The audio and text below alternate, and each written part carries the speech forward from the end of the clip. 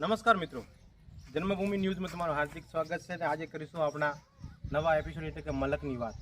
એની અંદર એટલે કે મારા મલકની વાત એટલે એના અંદર અમને થરાદ તાલુકાનું નાનકડું ગામ એટલે કે બેવટા ગામની અંદર અત્યારે સૌથી અગર ચર્ચામાં હોય તો આપણા બેવટા ગામની સ્કૂલ છે બેવટા પ્રાથમિક શાળા.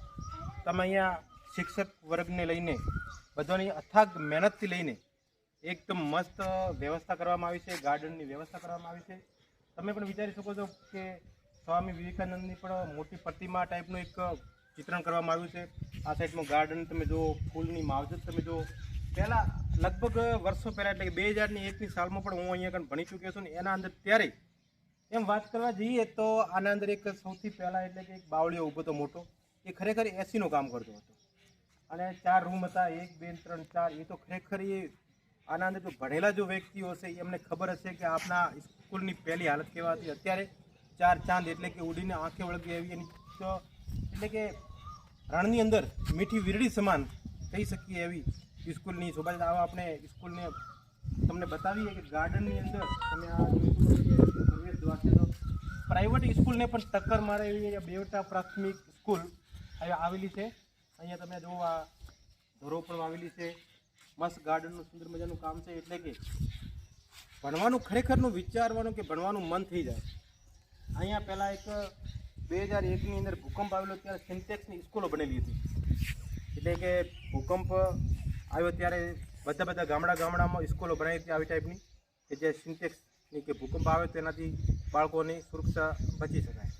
પરંતુ અત્યારે એ પૂરી વ્યવસ્થા બદલાઈ ગઈ છે, પૂરી પરિસ્થિતિ બદલાઈ ગઈ છે. ગામના વિકાસની વાત કરીએ તો આ વિકાસ એટલે સ્કૂલ એટલે સૌથી પહેલું એટલે કે પેલું કહેવામાં આવે છે કે સૌથી પહેલું પગથિયું હોય આપણે સ્કૂલનું હોય છે, એ જ સૌથી સારું અને સુંદર હોવું જોઈએ. બાળકોને ભણવાનું પણ મન થઈ જાય.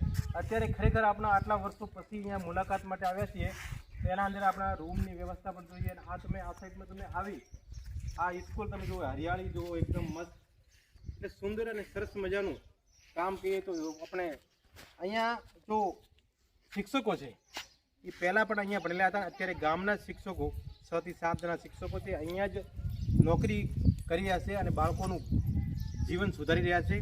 આ તમે જોઈશું તો Sardar Vallabhbhai Patel statue of unity આ સાઈડમાં આવીને તમને બતાવવાનું કહેશો. આ તમે જુઓ, આ લોખંડની સરદાર વલ્લભભાઈ પટેલની એટલી મોટી પ્રતિમા તમે પણ જોઈ શકો છો કે આપણે સરદાર સરોવર ઉપર નારાયણ સરોવર ઉપર બાંધવામાં આવેલી પ્રતિમાનો જેવો તમે આ અનાવરણ જોઈ શકો છો.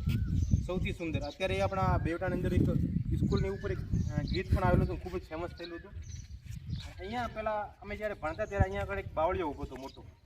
એ બાવળની નીચે રહીને અમે ભણતા હતા. સવારમાં પ્રાર્થના જો થતી હતી એ પ્રાર્થના ખરેખર અદ્ભુત હતી.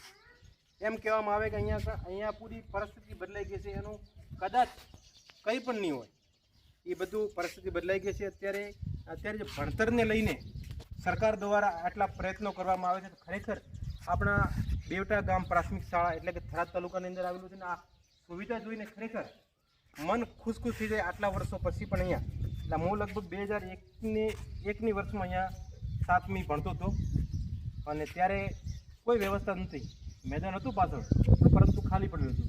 અત્યારે તમે આ જોઈ શકો છો કે બેવટા પ્રાથમિક શાળા એટલે આ ગામના અંદર બધા ગામની સાથ અને સહકાર હોય તો આવી આપણા સ્કૂલ એટલે કે સરસ્વતી માતાનું મંદિર એ ખરેખર આપણે ઊભું કરી શકીએ.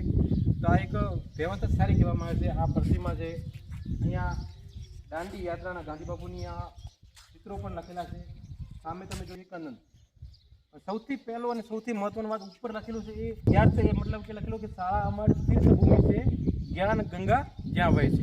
તો આવી સ્કૂલ જ્યારે હોય અને સ્કૂલની જ્યારે શિક્ષકો પણ સારા હોય એને માવજત આવા ગાર્ડનની માવજત રાખવામાં આવતી હોય તો બાળકોનો ખરેખર ભણવાનું મન થઈ જાય છે.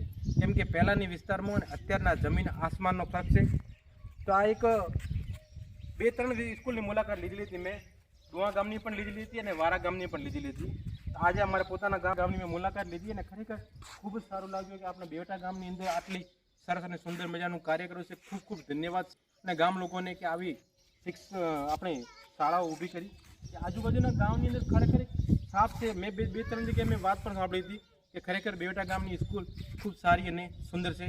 તો મિત્રો, આ જન્મભૂમિ ન્યૂઝ ઉપર તમે જો નવા હો તમે સબસ્ક્રાઈબ કરી દેજો અને આ વિડીયોમાં આપણા ગ્રુપની અંદર શેર કરી દેજો તો આપણા ગામની અને આપણા સ્કૂલની શોભા વધે. જય હિન્દ.